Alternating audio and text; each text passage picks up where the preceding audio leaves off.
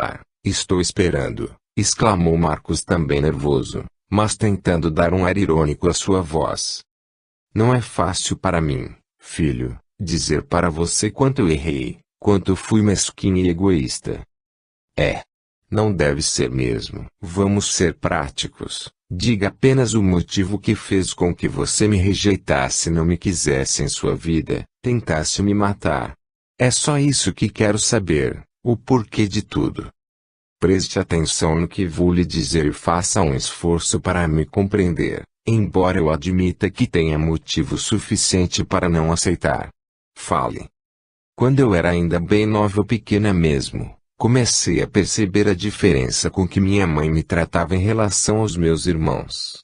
Tudo de melhor, de mais bonito, de mais caro, era para eles. O carinho, os abraços, a atenção, enfim, cresci sentindo-me rejeitada, preterida, e não conseguia entender o porquê dessa atitude de minha mãe, até que um dia descobri que era adotada. Que é isso, mãe? Quem adota uma criança age por um ato de amor. Não faz sentido tratar mal um filho que adotou porque quis. Não tem nenhuma lógica. Concordo com você, Marcos. Mas nem sempre os motivos que levam a essa adoção são de amor. Como assim? Não entendi. Na realidade, sou filho de meu pai com outra mulher que morreu no parto quando nasci. Não tendo outra saída, meu pai foi obrigado a contar à esposa dele que tinha uma filha. Enfim, contou toda a história de sua infidelidade. Não tendo com quem deixar-me, obrigou a aceitar-me como filho e ela legalmente tornou-se minha mãe. Mas ela nunca me perdoou por ter entrado em sua vida sem ser esperada ou desejada. Ela já tinha 2 filhos e considerava-me uma intrusa que usufruía do amor de meu pai e dos meus irmãos sem ter direito algum. E por que então ela aceitou? Por medo de perder meu pai. E o vovô não fazia nada? Durante algum tempo lutou muito para que eu fosse aceita e amada de verdade por sua esposa, mas depois desistiu. Tratava-me bem, mas sem nenhuma atenção ou carinho especial. Talvez movido pelo remorso de ter traído a esposa, não queria magoá-la ainda mais e deixou que as coisas corressem como uma mãe determinava. Mas o que tudo isso tem que ver comigo? Quando conheci seu pai, apaixonei-me perdidamente por ele e fui correspondida. Nunca ninguém me tratar com tanto amor e carinho. Quando nos casamos decidi que não queria ter filhos para não dividir com ninguém o amor que recebia pela primeira vez em minha vida. Tinha receio de agir como minha mãe e começar a achar que meu filho era um intruso e queria roubar de mim o amor do homem que eu amava. Entrei praticamente em uma obsessão pelo amor de seu pai e tinha a convicção que com o filho perderia o que tanto custara para receber. E papai também não queria ter filhos. Queria, sempre quis desde que casamos, mas eu sempre inventava motivos para que isso não acontecesse. Quando engravidei de você, entrei em pânico e não preciso dizer o que fiz porque você já sabe. Essa parte sei muito bem. Então vai saber agora o que ainda não sabe. Durante seus primeiros anos de vida reconheço ter sido uma mãe displicente, fria, sem dar maior atenção a você. Quanto mais seu pai o amava, mais minha cabeça se confundia e eu achava que perdi o amor que ele sentia por mim quando você completou 7 anos. Foi acometido de uma doença muito séria que o levou a ficar internado no hospital por 1 mês.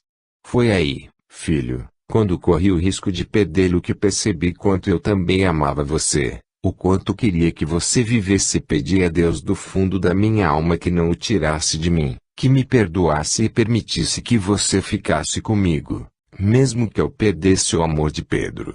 Eu só queria tê-lo junto de mim. Deus me concedeu a graça de sua recuperação, e se você fizer um esforço, Marcos, puxar pela memória, vai lembrar que a partir daí eu mudei totalmente em relação a você. Fui uma boa mãe, dei carinho e passei a valorizar a bênção de um filho em nossa vida. Eu te amo, meu filho. Acredite em mim, eu te amo, repetiu Laura. Perdoe-me. Às vezes a gente chega ao amor pelo caminho mais sofrido e hoje só quero que saiba quanto é amado por mim. Os olhos de Marcos encheram-se de lágrimas. Abriu os braços e aconchegou sua mãe em seu peito, em um gostoso abraço. Eu a perdoo, mãe. Perdoo sim, porque senti em suas palavras e vejo no brilho dos seus olhos emoção do seu coração. Sinto que me ama, sim, e era só isso que precisava saber.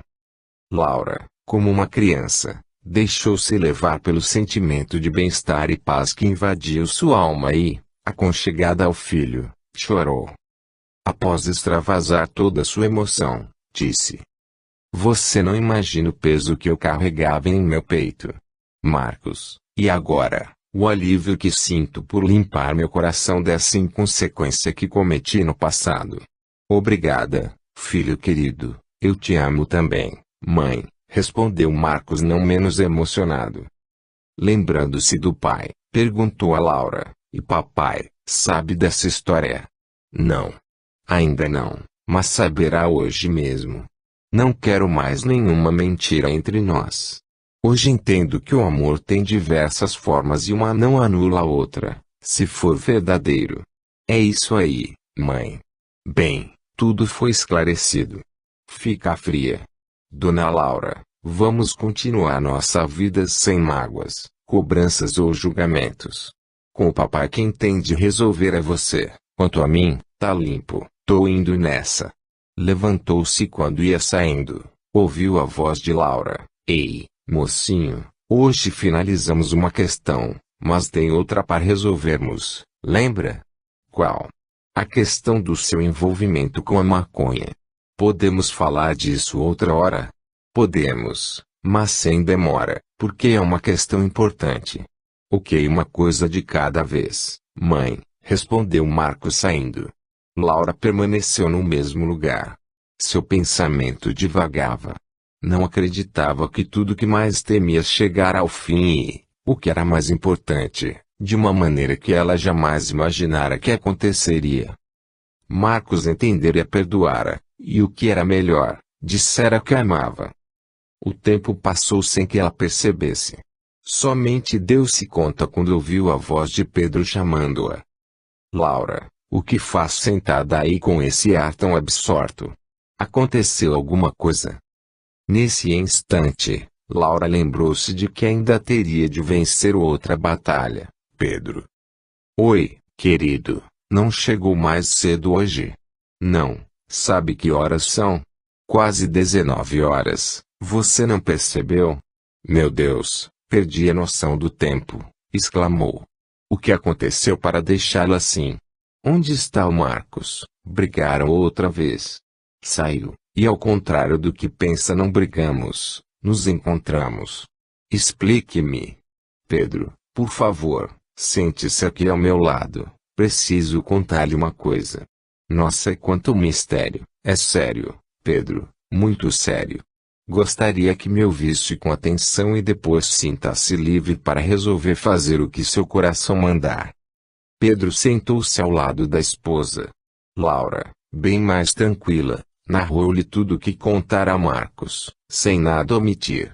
Pedro a tudo escutava com uma expressão de surpresa e incredulidade no rosto. Quando a esposa terminou, disse-lhe: Estou realmente perplexo com tudo isso. Por que você nunca me contou?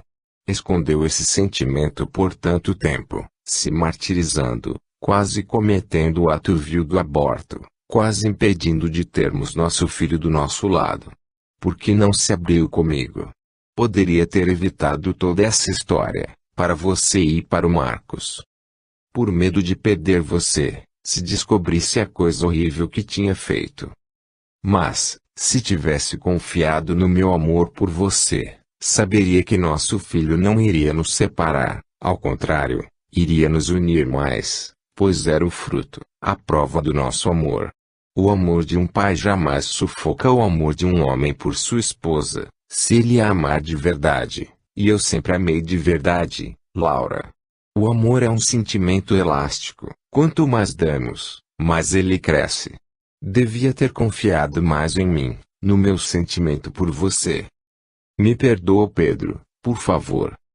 Não sou eu quem tem de perdoá-la, É você mesmo que deve tirar a culpa do seu coração, se harmonizar com Deus pelo cumprimento de suas leis.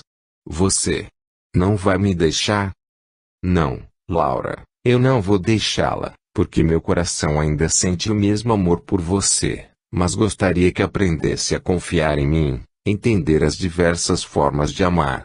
Devemos desejar a felicidade de nossos entes queridos, e a felicidade só é possível por meio da sinceridade e do amor que se exercita naturalmente, sem egoísmo, sem apego e sem nos colocar como centro do universo.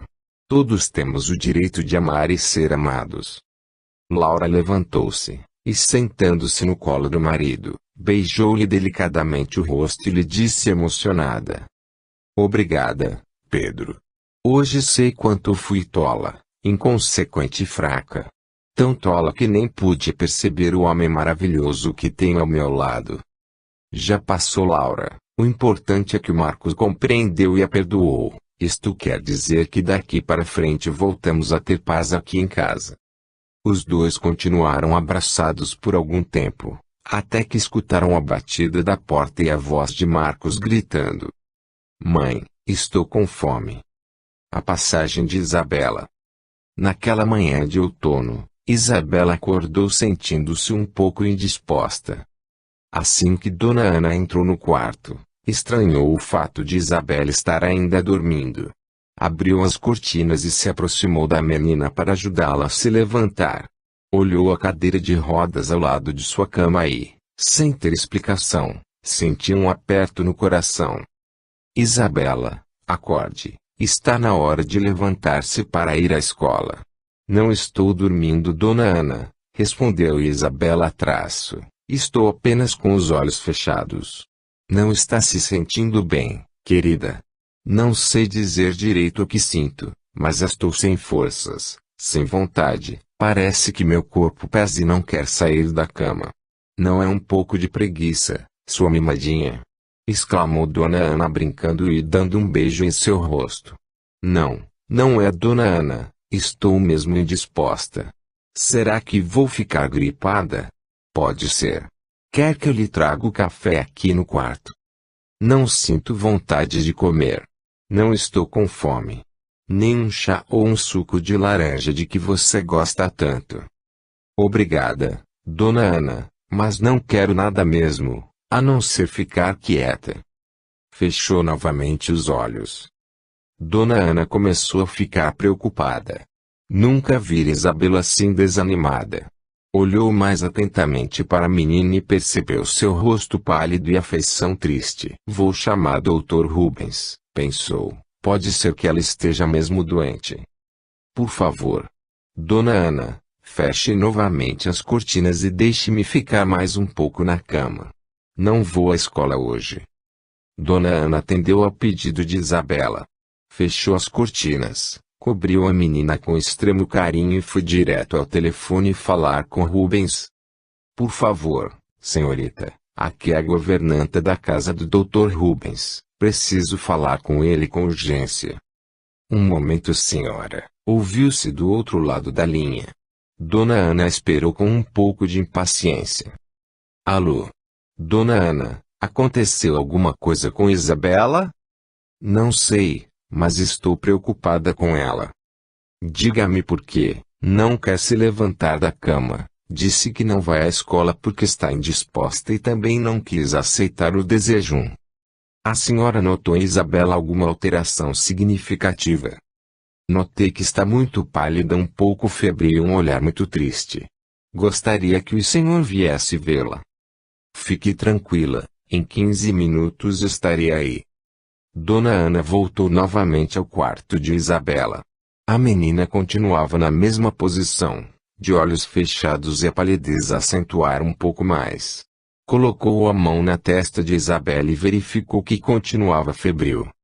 O que será que tem essa menina, meu Deus? Ontem ela estava tão bem. Sentou-se na poltrona ao lado de sua cama e ficou aguardando a chegada do Dr. Rubens. É a senhora que está aí, Dona Ana? Perguntou Isabela com voz fraca e sem abrir os olhos. Sim, querida, sou eu. Chamei seu pai para vir vê-la.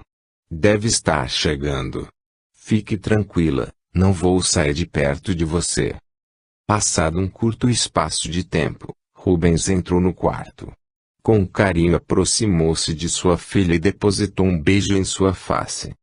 Então, meu anjo, o que você está sentindo? Não sei explicar, papai. Sinto uma fraqueza muito grande, é como se não tivesse força para nada. Quero apenas ficar quieta e dormir. Rubens com delicadeza e carinho examinou a filha minuciosamente. Constatou que realmente ela estava febril. Fez-lhe algumas perguntas e optou em levá-la até o hospital para fazer alguns exames e chegar ao diagnóstico correto. Não quero ir ao hospital, papai, filha, é o hospital onde o papai trabalha. Gostaria que o Dr. Alex a examinasse. Estarei com você a maior parte do tempo. São necessários alguns exames para saber o que exatamente você tem. Está bem. Rubens ligou pedindo que a ambulância viesse buscá-la. Instalada no quarto de hospital, Isabela pediu ao pai que buscasse sua amiga Laís para ficar com ela. Por favor, papai, gostaria muito de conversar com ela. Ela é minha amiga, traga-a aqui. Filha, você veio apenas para fazer alguns exames, eu já lhe expliquei. Ficará pouco tempo aqui. Amanhã ou depois estará em casa novamente. Aí sim, buscarei a Laís para lhe fazer companhia. Pai, sinto algo muito estranho em mim. Não sei explicar, mas pressinto que não voltarei mais para casa. Rubens espantou-se. Abraçando a filha com emoção lhe disse, filhota, não fale assim. São apenas alguns exames. Você ficará boa logo, acredite no que estou lhe dizendo. Está bem, papai, acredito. Mas, por favor, traga a Laís aqui, quero ficar perto dela, é minha única amiga. Se é o que você quer, mandarei o motorista buscá-la. Obrigada, pai. O senhor sabe quanto eu amo o senhor, não sabe? Sei, filha. Mas saiba que é o meu amor por você que dá sentido à minha vida. O seu sorriso é que traz alegria ao meu coração e a sua força é o exemplo que eu tento seguir. Papai ama você, filha, mais que tudo nessa vida. Os dois se abraçaram de uma maneira surpreendente. Isabela experimentou a sensação de despedida, como se fosse a última vez que abraçava seu pai. Dona Ana presenciava tudo sem entender nada nem porque Isabela estava tão aflita se ainda não tinha feito nenhum exame e nada sabiam a respeito do que ela poderia ter. Vocês se comportam como se fossem se separar definitivamente. O que é isso, Isabela? E o senhor, Dr. Rubens, não são apenas exames que ela vai fazer? Claro, Dona Ana, é que Isabela é muito amorosa, é assim desde a mais tenra idade. Bem, agora vou chamar o Dr. Alex para vê-lo e posteriormente fazermos os exames que ele julgar necessário. Com licença. Não se esqueça da Laís, exclamou Isabela. Dona Ana, por favor, diga ao motorista que vá até a casa de Dona Marília e peça-lhe permissão para trazer a Laís. Voltarei em um instante, Isabela. Saiu e Isabela se viu sozinha. Sentiu uma dor forte no peito e teve medo. Pensou em sua mãe, seus irmãos e orou a Jesus para que a amparasse. Meu Deus, não sei o que tenho nem o que vai me acontecer, mas seja o que for, confio em vós e sei que não estou sozinha. Vem em meu auxílio. Assim seja. Tudo aconteceu muito rápido. Uma dor mais forte, outra, e uma parada cardíaca transportou Isabela para o mundo dos espíritos. Isabela desencanara na flor de sua adolescência. Dr. Rubens, o senhor precisa reagir e se alimentar. Por tudo que já passou e que já sofreu sem nunca se desesperar, confie mais uma vez em nosso Pai que está no céu. Ele tirou, mais uma vez, um ente querido meu. Não, Dr. Rubens, Deus não nos tira nada e o senhor sabe tão bem disso porque foi o senhor mesmo quem me ensinou. Como o senhor sempre diz, a resposta vamos encontrar um dia em algum lugar do futuro. Dona Ana, Não é desespero nem revolta o que sinto, mas uma tristeza tão grande que tira de mim todas as minhas forças. Separei-me de minha mulher e de meus filhos no dia que era para ser um dos mais felizes para nós. Sou um homem só, tive tudo e agora nada tenho. O que fazer de minha vida se não possuo mais objetivo, ideal? O que fazer com essa casa enorme, com o fruto do meu trabalho? O que faço com tudo isso? Encontrei força da primeira vez, mas será que conseguirei novamente? Posso imaginar Dr. Rubens, pelo tamanho da minha dor, posso imaginar a do Senhor. Mas é preciso reagir, ter fé e esperança. Tudo o que nos acontece nasce de uma causa. O Senhor me ensinou isso. Hoje não conhecemos a resposta, mas futuramente, no retorno, tudo será compreendido. O Senhor sempre foi uma pessoa boa, nosso Pai dará um jeito de lhe trazer forças. O Senhor aceita um café? Prefiro um chá. Se puder trazer-me, fico agradecido. Enquanto isso vou dar uma olhada nas coisinhas de Isabela. Dona Ana saiu. Rubens, dirigindo-se ao quarto de Isabela, começou a mexer nos objetos da filha, com a saudade cortando-lhe a alma. Após alguns instantes, observou em cima da cama, ao lado do travesseiro, um envelope branco. Pegou-o e leu: Papai.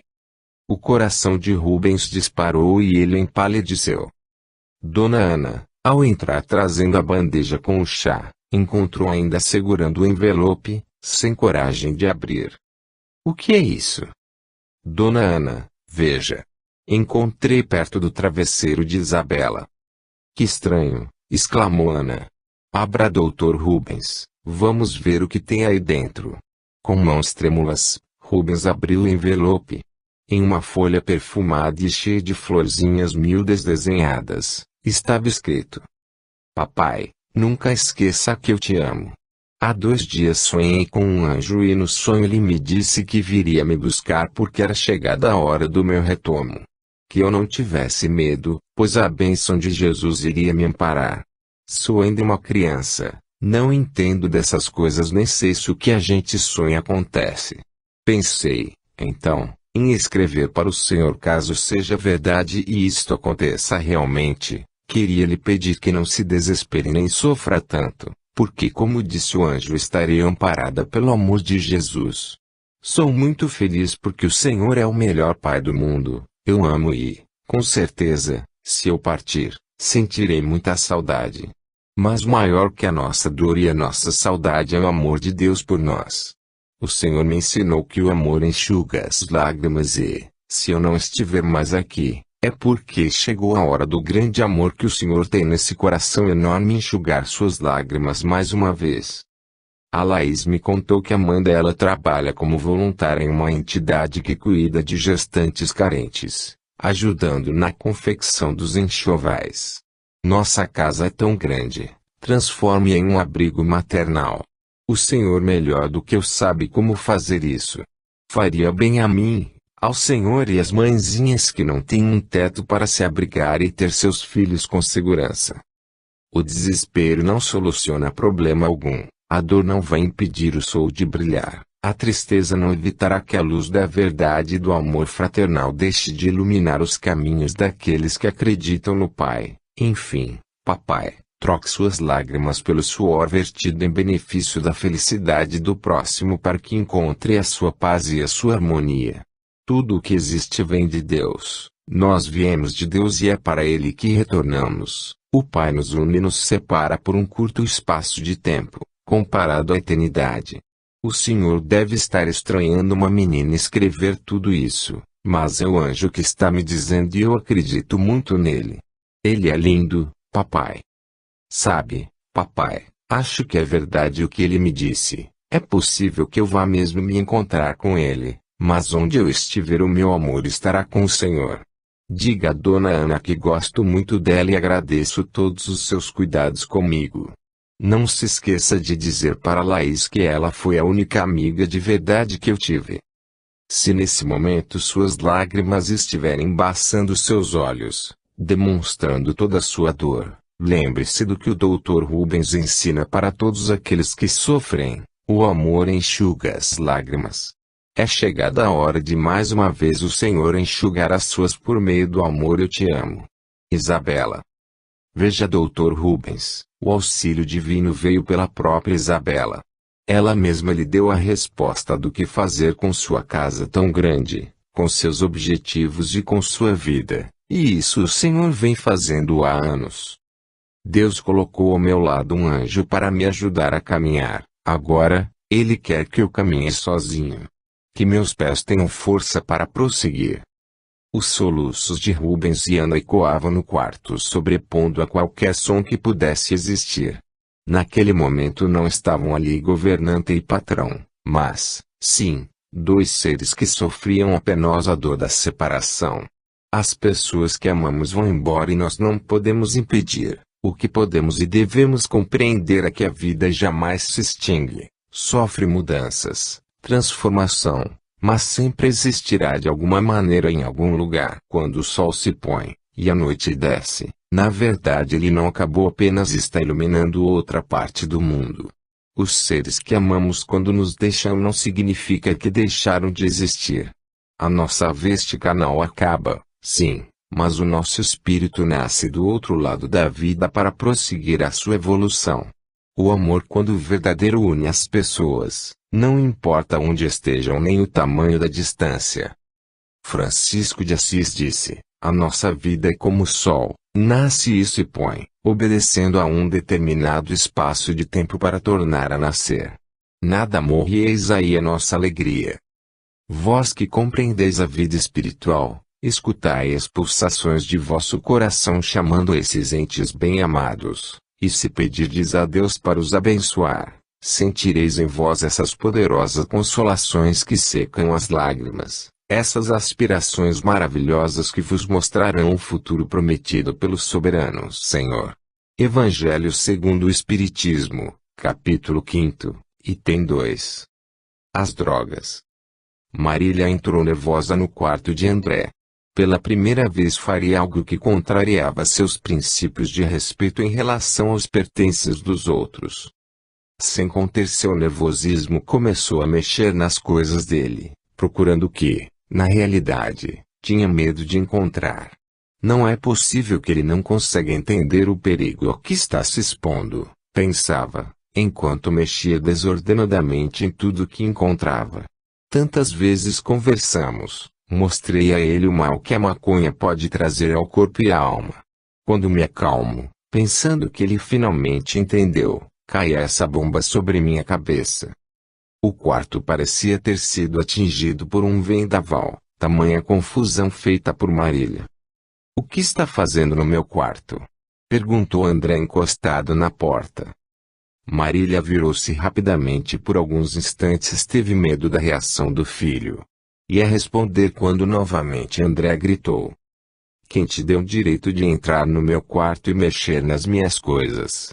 O fato de ser sua mãe me dá esse direito quando percebo que você está se envolvendo com prática perigosa. Engano seu. Nem a senhora tem esse direito. A senhora é minha mãe, não minha dona, e da minha vida cuido eu. Marília, um pouco descontrolada, respondeu quase gritando: enquanto viver sustentado pelo seu pai e aqui na nossa casa, você tem deveres para conosco e um deles é nos respeitar. O que quer dizer com isso? Quer que eu vá embora? Marília sentou-se na cama e, cobrindo o rosto com a mão, chorou. Filho, não quero que vá embora daqui. Nós amamos você, queremos o seu bem, que seja feliz. Por que você não larga o vício? Veja o mal que está fazendo a você. A nós que somos sua família. Tornou-se irônico, agressivo, enfim, mudou seu comportamento conosco. Que mal, do que a senhora está falando? Fui chamada na escola e me disseram que você e o Marcos foram suspensos por uma semana porque foram pegos fumando maconha no pátio na hora do recreio. A diretora me disse que se acontecer novamente serão os dois expulsos do colégio. O que você me diz? André perdeu a valentia. Sabia que não teria mais nenhum argumento e que não conseguiria enganar e mentir mais para sua mãe. Por que faz isso, filho? O que procura? O que pensa que vai conseguir entregando-se ao vício? Não percebe que a maconha poderá levá-lo à perdição, à desgraça, ao sofrimento e até à prisão? O seu pai e eu deixamos de fazer alguma coisa que provocou essa sua atitude? Diga-me o que falta a você? André continuava cabisbaixo. Não tinha o que responder porque sabia que não existiam motivos para levá-lo a essa imprudência. Sempre fora amado e respeitado por seus pais, nem ele mesmo sabia por que tinha entrado nessa loucura. Lembrava apenas que fora Marcos quem apresentara a maconha para ele. Diante do silêncio do filho, Marília aproximou-se dele dentro do possível tentou ser calmo e prudente. André, pelo visto você não vai conseguir se livrar sozinho, você precisa de ajuda e o Marcos também. Gostaria que o chamasse aqui com seus pais para conversarmos e ver o que podemos fazer para salvá-los enquanto é tempo. Dizendo isso, Marília saiu do quarto deixando para ele a tarefa de recolocar tudo no lugar. Assim que Paulo chegou, tomou conhecimento pela esposa de tudo o que acontecera. Marília, parece-me mais sério do que supunhamos. Você fez muito bem em chamar os pais do Marcos. Nós quatro teremos mais condições de encontrar uma solução para o problema. Na casa de Marcos a mesma cena se repetia. Laura e Pedro, temerosos com o mesmo fato de que tomaram conhecimento na escola, tentavam encontrar uma solução quando Laura teve a mesma ideia de Marília. Boa ideia, Laura. Juntos poderemos encontrar o melhor caminho para resolver essa situação. Eu havia dito a Marcos que precisávamos ter uma conversa sobre esse assunto, mas ele sempre fugia dizendo ter de ir para a escola, fazer isto ou aquilo, enfim, nunca tinha tempo. Bem, agora é concentrar nossa atenção nesse fato concreto. Nosso filho é um dependente da maconha. Vamos tentar ajudá-lo. Vou ligar para Marília e combinar o dia e horário para nos encontrarmos. Faça isso, Laura. A imprudência do homem faz com que ele traga para si mesmo os motivos da infelicidade da doença. Afunda-se nos vícios do alcoolismo, das drogas, do tabagismo, enfim, cai na inconsequência que mutila o perispírito e aniquila o corpo físico. Esta atitude enganosa projeta na inconsciência de que um dia, mais cedo ou mais tarde, pagará muito caro para aprender. Esses vícios prejudicam o espírito por várias encarnações. Aquele que compreende a energia da vida, a bênção do corpo físico, dá a ele somente o que ele necessita, ou seja, alimentação saudável e correta, preza as suas horas de sono, de descanso, participa da vida com prudência e equilíbrio, em troca conquista a felicidade verdadeira que é o cultivo das virtudes que nos aproximam do Criador. Irmão Ivo. Marcos e André, sentados na sala ao lado de seus pais, mantinham a cabeça baixa como se quisessem dizer com essa postura que nada tinham a declarar. Paulo, adiantando-se aos demais, disse: Gostaria que nos dissessem o que aconteceu que fez com que trouxessem a droga para a vida de vocês, causando-nos preocupação e medo. Não houve nada, Senhor Paulo, respondeu Marcos. Apenas aconteceu. Como aconteceu, Marcos? Indagou Pedro.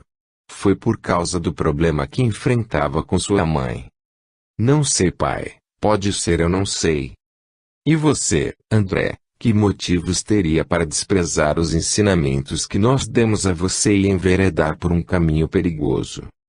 Mãe, depois que o Fábio morreu, a senhora se esqueceu de todo mundo. Vivia chorando pelos cantos, nem se lembrava de mim ou da Laís, ou mesmo do papai. Eu comecei a me sentir sem importância alguma para vocês, sei lá, só sei que aconteceu. Experimentei uma vez e gostei, é isso.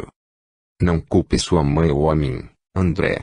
Ela pode ter errado, mas foi a maneira que ela encontrou de passar por aquele sofrimento, e nem por isso foi se afundar na maconha para esquecer. Você entrou porque quis, várias vezes alertamos você e sua irmã sobre o perigo dessa droga, só que parece que você não compreendeu nada. Senhor Paulo, disse Marcos A maconha não é droga e a gente para a hora que quiser. Quem lhe disse isso, Marcos, que maconha não é droga? Ora, pai, todo mundo sabe disso. Qual todo mundo, André? Disse Marília nervosa. O todo mundo ao que você se refere são as mesmas pessoas que pensam como vocês, que fumam como vocês e que não têm nenhum limite do que é certo ou errado. Estas pessoas não são todo mundo. As pessoas lúcidas, inteligentes, que têm objetivo de vida, corajosas e querem uma vida de saúde, paz e progresso tanto material como espiritual, não pensam nem agem como este todo mundo. Vocês estão fazendo uma tempestade sem razão.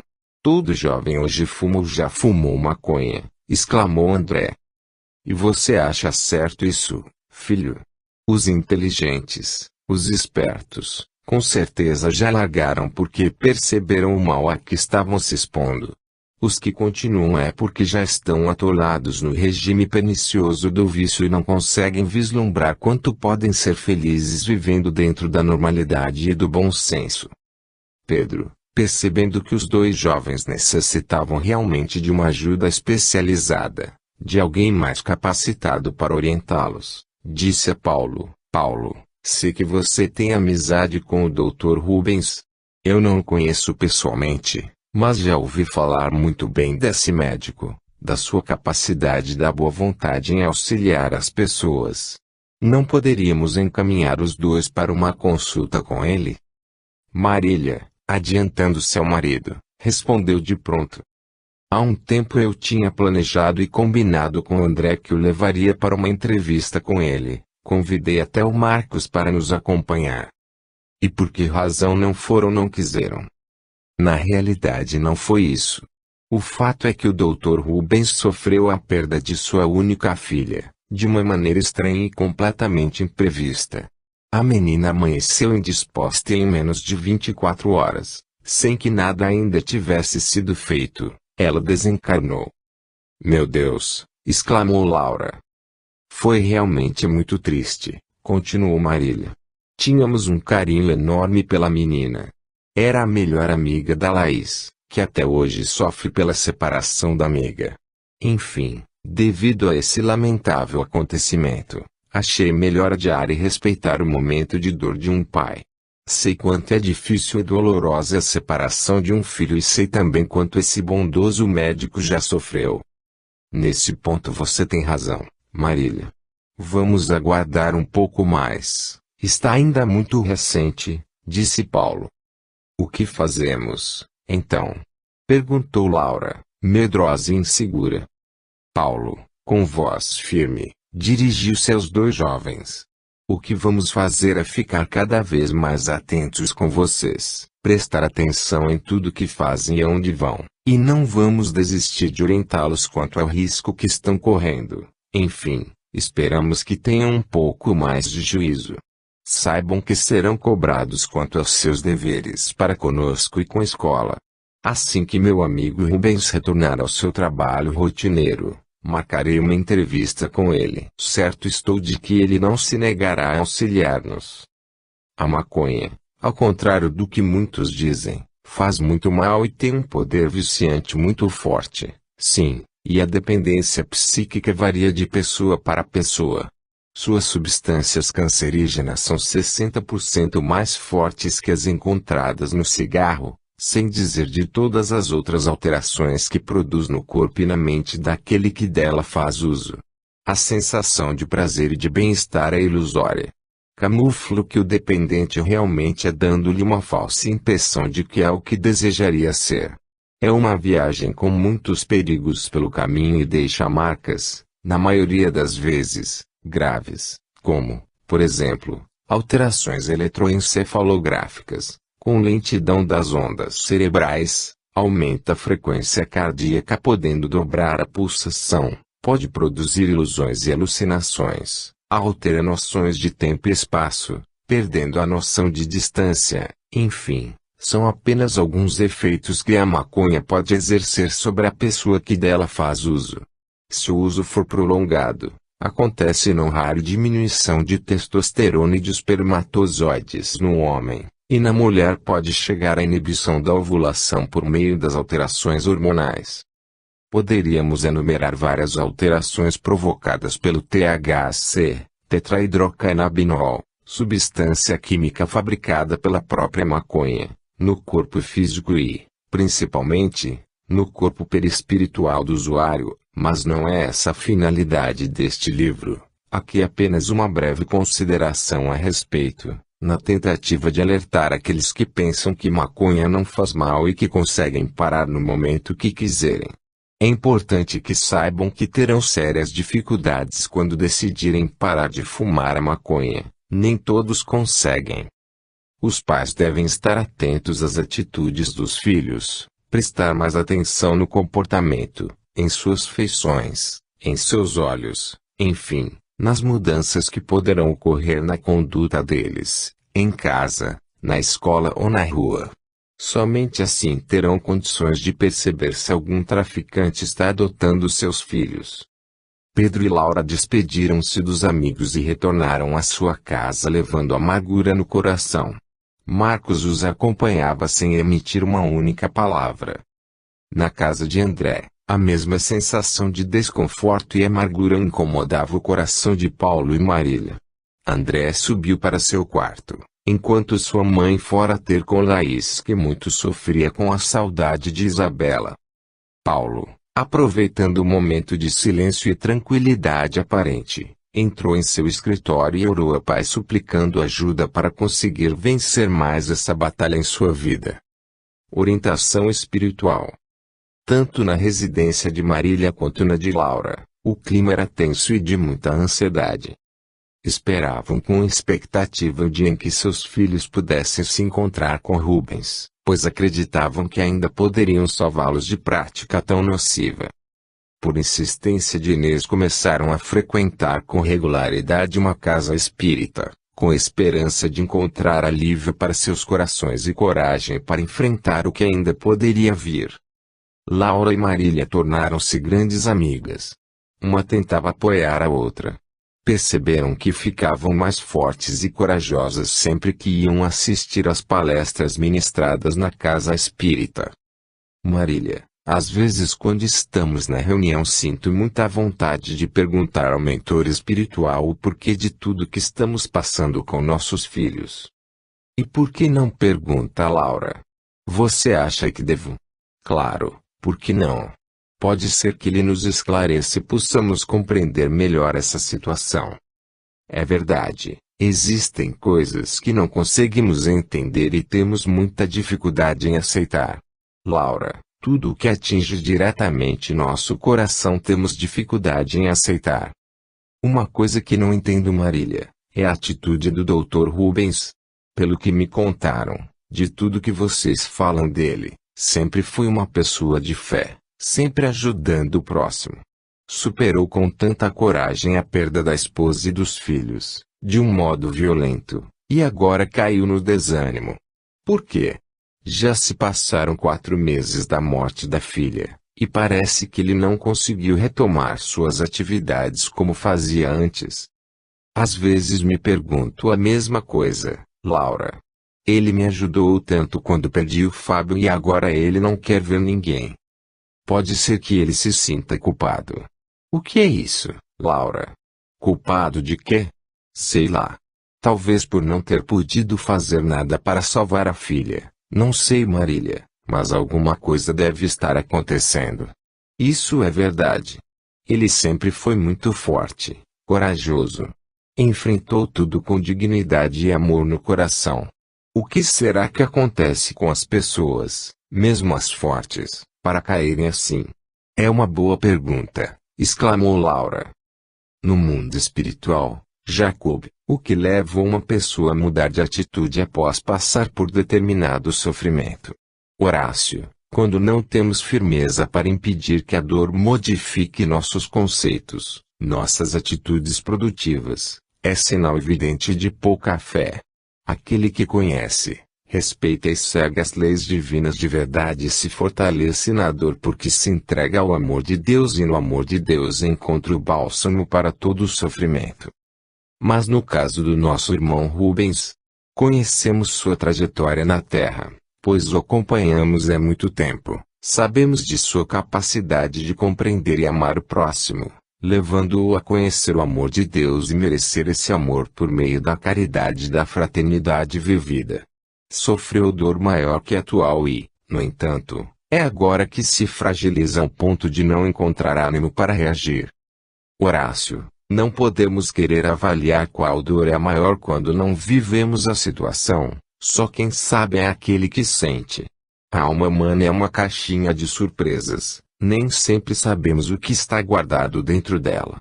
Nosso querido Rubens conseguiu superar mais rapidamente da primeira vez porque a ligação dele com Isabela vem de muito longe. São dois espíritos que estão ligados há muitos séculos pela afeição sincera. Ele colocou no coração o agravante da culpa por não ter feito nada para salvá-la, o que não conseguiria, porque o momento era aquele. A vida de Isabela foi curta porque sua missão ao lado de Rubens chegou ao fim. Quando na erraticidade, aceitou vir como filha de Rubens, passar pelo que passou para ajudá-lo a vencer. Mesmo quando criança era ela quem levava força ao coração paterno. Quando sofreu o acidente deu o exemplo de que, mesmo paralítica, podia ser feliz, pois tinha o coração sadio, forte e amoroso, e mostrou que para amar não precisamos de braços e pernas, mas somente de um coração bondoso e sincero. Depois que esse espírito retornou à espiritualidade, Rubens, inconscientemente, sentiu-se sozinho, perdido e acha que sua força vinha da força da filha. Pensando assim, enfraqueceu. Mas esta situação não demorará muito. Sua índole é de um homem bom e generoso, é apenas uma fase, uma adaptação. Logo estará novamente enxugando suas lágrimas por meio do amor. Em breve perceberá que sua força espiritual vem dele mesmo e a ele pertence. Prosseguirá sozinho na terra, mas amparado por todos os amigos espirituais que conquistou ao longo dos tempos, inclusive Isabela. A partir desse momento nada poderá enfraquecê-lo de novo, pois o amor possui alicerces fortes e se sustenta por si só. Ele só necessita de um tempo, como ser humano que é. Por que sofreu uma dor tão grande, perder a esposa e os filhos de uma vez só? A resposta ele terá no retorno e no momento certo. Só posso dizer que não houve injustiça ou castigo divino, apenas consequência. Ele não é vítima, mas está sendo um vencedor.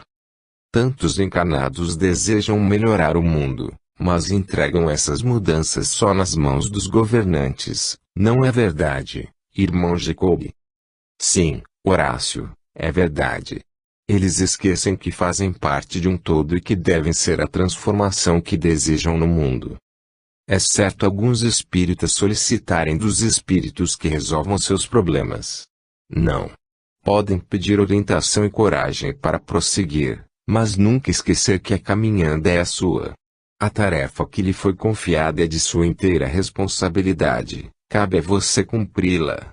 Os espíritos podem, sim, abrir uma janela por meio dos conselhos, indicando o caminho seguro que será sempre do bem e da verdade. Agora, permitir que o sol entre brilhe depende de cada um.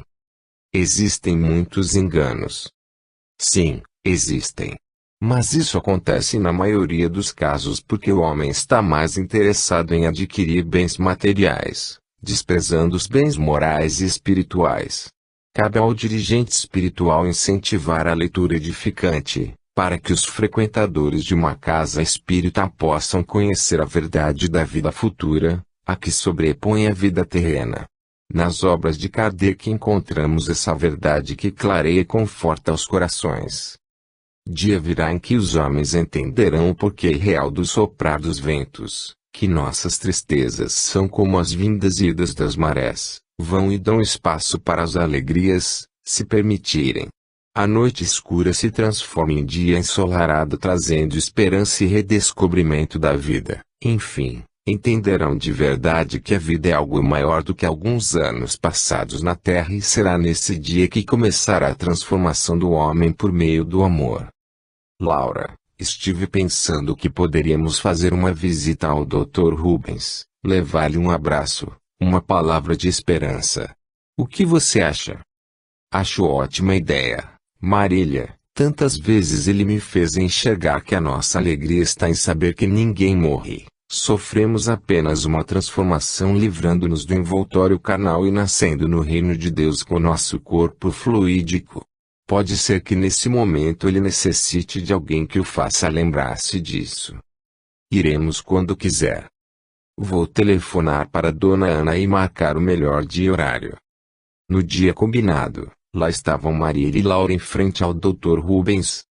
Mais magro, abatido, mal lembrava o médico forte, cheio de energia e de coragem para trabalhar e enfrentar as dificuldades que Marília conhecerá e aprenderá a admirar.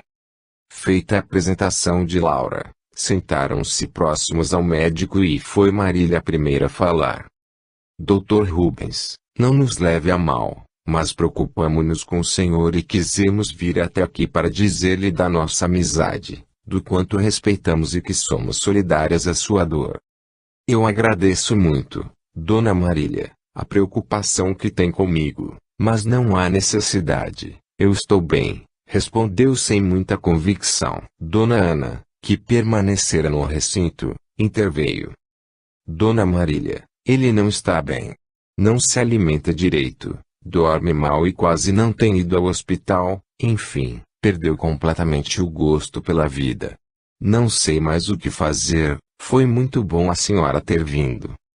Marília olhou para Laura. Incentivada pelo olhar da amiga, respondeu.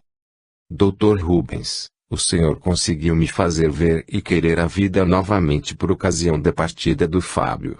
Hoje sou quem gostaria de lembrá-lo que possui dentro do seu coração todas as ferramentas necessárias para reconstruir a sua vida e deixar que sua sabedoria e seu amor possam ir ao encontro daqueles que sofrem e não conseguem enxergar uma réstia de esperança. Dona Marília, não é só a saudade que está me atormentando, mas saber que não fiz nada para tentar salvar a vida da Isabela. Ela se foi sem que eu tivesse tido o tempo sequer de saber o que realmente estava acontecendo. Sei que minha querida Isabela está bem e feliz junto aos seus entes queridos, mas a culpa me consome, sem dizer que ela era minha força e a minha alegria.